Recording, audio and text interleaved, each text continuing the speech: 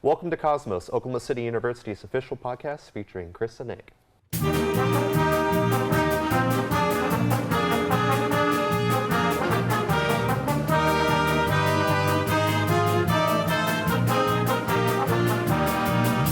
Hello, everyone. Welcome to the podcast. We are very excited today to be joined by OCU's Student Government Association President, Reid Powell. Reid, thanks for joining us today. Appreciate you being here in the studio. What we're going to talk today, I think, about like leadership and what it's like to be a student at OCU. Why don't you go ahead and let us know a little bit about yourself, where you're from, what you're studying here at school, have at it. Will do. Thank you, Chris and Nick, for having me today. So my name is Reid Powell. I am a senior. Wow, that is really wild for me to say. Eye-opening. A senior political science major from Norman, Oklahoma. So I grew up just 30 minutes away from here. And of course, I am serving as the student body president for Oklahoma City University for kind of the second year in a row, but I kind of stepped into the office about 6 months in last semester. So it's been quite exciting, and I'm really glad to meet with y'all today. I don't know the history of the SGA office, but I'm going to venture that last year's presidency may have been one of the wildest ones that's ever happened. Is that fair to say? I think student government always just has a wild time. Every year is a different thing. Hopefully not this year, but yeah, I served as starting into COVID, so the last academic year, I stepped into the role as vice president, and then in November there was some internal transitions, and right before Christmas break, I stepped into the role as presidency. And wow. Here we are 7 months later. So. Wow. So every time we do the podcast, we start out with 5 rapid fire questions. You do your best to answer off the cuff. And if you want to submit questions, you can do so on social media, or you can email us, and we'll ask your questions. Are you ready, Reid? I think I am. Okay. Where is your favorite place at OCU? On the quad when the weather's nice, but only when the weather's nice. Okay, fair enough. Well, about when the weather's not nice. You're getting 6 rapid fire questions now. Oh goodness, when the weather's not nice, I really enjoy seeing performances in the School of Music. Nice. That'd probably be number 2. What's the best thing to eat in the caf? Gary's breakfast. Gary's breakfast? Yeah, hands Expand. down. Hands down. Easy. What is Gary's breakfast? Anything you want. Anything you want. Okay. And he's so nice in the mornings, it just makes your day. That's awesome. Outside of SGA, what are a few of your favorite OC organizations? All of them. Okay. All of them. I can't have any favorites. Fair. If I had to pick, okay. Student Civic Engagement Committee, the former executive director of that organization. But so I think that one is a little close to home. So that would be a second. For awesome. Me. There are a ton of them. So many. I think and he's over 60. A real politician. Yeah, seriously. Because he couldn't go out on a limb there or anything. Play favorites. Can't have that. Okay. Go-to study spot. Go-to study spot is the Shadid Lounge outside of the Great Hall. Nice. Comfy couches, great people watching. You look out all the windows, you'll see acting majors fighting in the not like actually fighting, but like pretend fight, like stage fighting. Yeah. Right? If it's not the acting majors, you're in trouble. Correct. What is the best way to get involved at OCU? Meeting new people and just talking. We're such a small campus that any student organization or group wants you to be a part of that if that's something you're interested in. And so it's just as easy as putting yourself out there, meeting new people and saying, this is something I'm interested, how can I get involved in that, and doing it. Yeah, that's awesome. Yeah. Great answer. Yeah. Well, again, Nick introed you, and I'd like to thank you for joining us. This is our 2nd episode. Yeah. So congrats to being number 2. I enjoyed reading your feature in the 2021 Focus, so we kind of already know a little bit about you, but to expand on it for the audience, you mentioned the second I stepped on the OCU campus, I knew that this was going to be my home for the next 4 years. Do you remember saying that? I do. Okay. I do. Those were my words. Outside of SGA, I'd really love to know more like your passion of OCU and your journey leading up to becoming a star. You mentioned you're from Norman, so you're an Oklahoman, but leading up to becoming a star, if you could just give us kind of the summary of your journey to OCU. So my OCU journey begins at Adjacent's Deli. Okay. Quite actually, that's always a good way to start that story.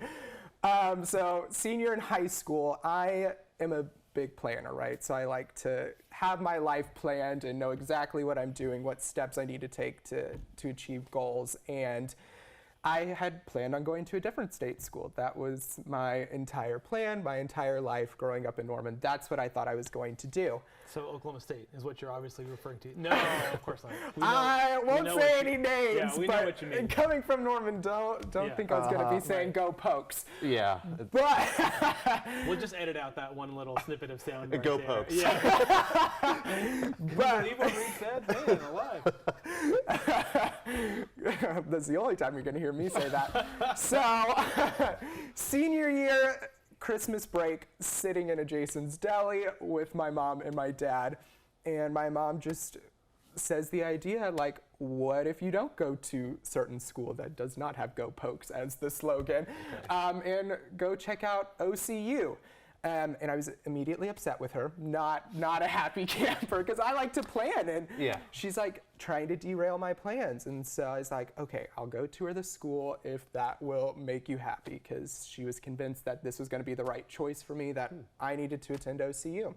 So I scheduled a campus tour a week or two later, and former SGA president Bobby Trey Trousdale actually was the one to give me my campus tour during his freshman year. Well, you were done at Yeah, that what? point. This is the perfect storm.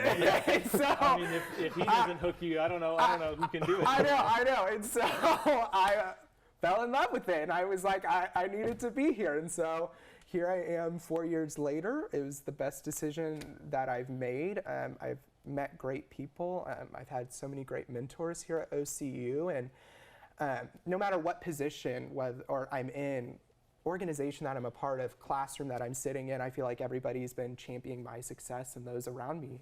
And so I feel like I'm able to fail here, I'm able to succeed here, and either thing that I do and anything that I do, there's going to be someone there to support me and help me take those next steps to achieve what I want to. And so that's kind of my journey and my OCU story, but I'm so glad I made it, and here I am in my senior year, and wouldn't change it. We always find the best answers. I mean, I hate to ask the same question on every episode, but Megan was our most recent guest, and she had mentioned she saw an Annie show when she was a little girl at OCU. I was like, what? Really? How would I have known this? Like, OCU's impacted so many people in so many random ways, and they've been in so many random places like Jason's Deli. Jason's Deli, right? Yeah, maybe they need to sponsor us. Yeah, no doubt. Reid, I'm curious, what was your mother's rationale for why, surely she had been thinking about it, right? Like, why did she think that you should go to OCU? So she has been very involved with OCU just in her professional career and her involvement in the community, and kind of, I guess, what I had been expressing at the time and what I was looking for, just kind of feeling lost in high school in a sense, and even at Norman North, which is a fairly large high school in Norman, just feeling like I was getting lost in the shuffle there, and I really wasn't finding my place or my purpose. And I think, her worry and her advice to me is that if I were to go to a larger school, that could be that on a tremendous scale. And so just her knowing me and what I seemed to be interested in, she felt like OCU might be a good fit for that. And so she definitely went out on a limb to give me a little bit of anxiety my senior year of high school, but here I am now, so it worked out great. Go mom. I know, right? That's awesome. Yeah. Moms are pretty great. You're the best mom. So now you've been here, you've ascended to president of SGA. And obviously, you can't talk about anything that's happened the past year and a half without thinking about how the pandemic has affected or impacted that. I'm curious, how do you feel like, being an SGA president during normal times, I'm sure can be challenging or interesting, right? How do you feel like things were different, maybe better, maybe not as good because of the pandemic as far as your role as president with SGA?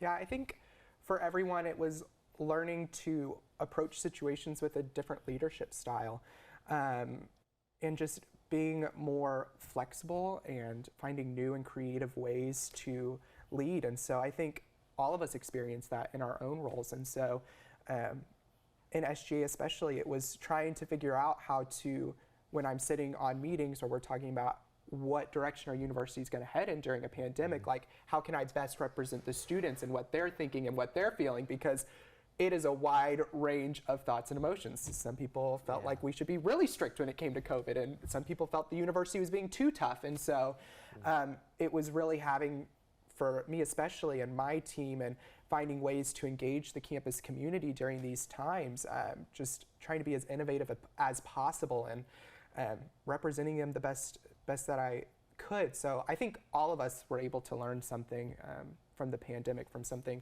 so tragic. Hopefully we were all able to take away and grow stronger because of it. And we're still in it. It's still not over. We're still going to be leading in this new world. And so I'm really thankful for my advisors and the people who are mentoring me through it, and that they were there to support me and make me feel a part of the team and be able to work with them to find the best solutions to make our campus community the best that it can be in a new normal. Yeah. What did you, I'm curious too, pandemic aside, COVID aside, like what have you really enjoyed about being SGA president? Just getting to talk to all sorts of different people, whether that's students or alumni or university leaders. I like to be a people person. I like to talk to people. And so it's just really fun to kind of see all sorts of different perspectives and get to meet with different people who have different thoughts and ideas. And I firmly believe in the power of collaboration, and think in order to have a well-functioning team that's going to achieve success, you have to collaborate. And I think that's something that the people around me, and especially at OCU, believe in as well. And so it's just really awesome to see all of us working together and collaborating to make Oklahoma City University the best it can be. And so that by far has to be one of my favorite things, is hopefully all these things that I'm learning here, and that I'm getting to try out my own leadership style and what I want to do in my professional career. Hopefully I can take some of that away of what I've learned here with my OCU family and take that on to the next chapter in life. Yeah. That was the perfect segue to the next question. You're welcome. You mentioned you're a senior. Obviously, we are very excited to have you, and the energy, we can feel it in the room. What's next, though, after graduation on Reid's roadmap? Obviously, it's already planned out, right? So. You know, that Jason's Deli taught me a lot about planning things out. I will tell y'all that. I don't know. I don't know. Planning on law school, so I'm in the middle of studying for my LSAT right now that I take in a month. Do you have any schools in mind? Anything and everything. I'm keeping my options open, whether or not that means going out of state, staying in state, staying home at OCU. I know. I will forever be a star, whether I'm still a star in 3 years or not. Don't let him pressure you. You gotta do what you need to do. I don't make a commission, so honestly. Well, we might need to change that. Let's talk to someone about that, right? But no, law school's the plan, and kind of in my college journey, I realized that you can't always plan things out, and so I just have to work hard and study hard and see where that takes me, and do the thing that I feel is best for me in that situation. So. What do you think career-wise? Like, I know when I was in college, I was studying journalism, and like I was going to be a newspaper reporter. Like, I knew that it was super easy and straightforward, right? But in law, political science, I mean, there's several avenues you can kind of go there. You know, where do you want to go? Where do you see yourself going that way? Yeah, that's a good question that I'm still asking myself as well. Yeah. So I think I know why I'm interested in law, and just my own personal experiences and where I've seen my own community. Being a gay man, I've seen the impact that law has had on the LGBTQIA community, and so I see the power that it has, both in order to help people and to hurt people. And so I don't know exactly what I want to do with a law degree. I don't know if that's working in public service, working for a nonprofit, working for a private firm. But I know that the power that being able to interpret and use law for good to help people can have on the world. And so we'll see where I'm at with a Yeah. law degree, whether that's practicing law or, working a government job with a law degree. Who knows what that's going to look like? But a lot of legislators, a lot of politicians and legislators come from the law background, this is very true. Do you see any interest in continuing kind of that leadership role that now you're doing at OCU? Do you maybe look at pursuing that down the line? I would say I am not opposed to that, in that if I feel that an opportunity presents itself where I feel called to serve, that I would take that opportunity. But I wouldn't say right now that I'm going to run for an office or a specific officer. I'm not like announcing my candidacy for presidency, right? You heard it here first. Well, we certainly appreciate you sharing everything that's happening with you and your OCU experience. As we bring the podcast down to a close here, I'm wondering if you have any last final words or wisdoms, tips, best advice for maybe that like high school senior who's starting their senior year this August. Why should they think about OCU, and what advice would you give them? Definitely, for those high school students who are very involved and committed and want to find ways to change the world and for the better, I think that's completely the OCU community, and whatever major you're in. Being such a small school, we're able to provide opportunities for students, real world experiences, on-campus jobs, organizations, leadership, internships, all sorts of things where you're really able to get hands-on experience, work with university leaders. Like the fact that I have the opportunity to meet with the president of the university and their cabinet on a regular basis and schedule a meeting through email is incredible. And so for people looking to make connections and to learn and grow and have a place that's there to catch them if they don't always succeed and help them grow from that situation, OCU is definitely the place for sure, both in the classroom and outside of the classroom. It's been incredible. So if you think you're interested, take a tour and maybe it'll become your home as well. Wow. See, and that's, I like what you said there, because we did, a little sidebar, we did a marketing campaign and we polled some students just to get some like talking points and quotes maybe we could use for our advertising collateral and stuff. And it was, one of the questions was, are you taking part in any extracurricular activities? And I was blown away because of like, we got 15 students who responded. And it wasn't just like, I'm doing this thing. It was like, hold on, let me move. Let me pull out my laundry list. I need more pages, you know what I mean? So I can like bullet off. Literally every student was involved in 3, 4, 5, 6, 7, 8 different extracurricular things. And so I was just really impressed with that, like what you just said, the opportunity seems like there's more than enough opportunity for anyone who wants to really so get many involved. opportunities. So many.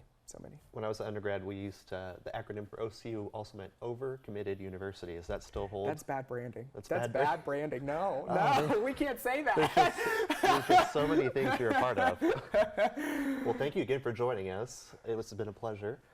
If you guys would like to listen to more Cosmos episodes, you just have to visit okcu.edu/cosmos, and we'll post some cool pictures of Reid up there too on our blog post about this, if that's okay. Sounds good. Sounds good. Well, thanks again. Well, thank you all. Yeah. It's been fun. Thanks for joining us. Thank you.